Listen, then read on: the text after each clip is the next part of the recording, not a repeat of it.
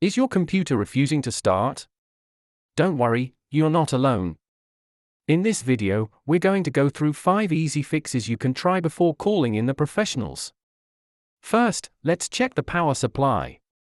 Ensure that your power cable is securely connected and look for any visible signs of damage. Next, disconnect all external devices like your mouse, keyboard, and USB drives, then try starting your computer again. If that doesn't work, perform a hard reset.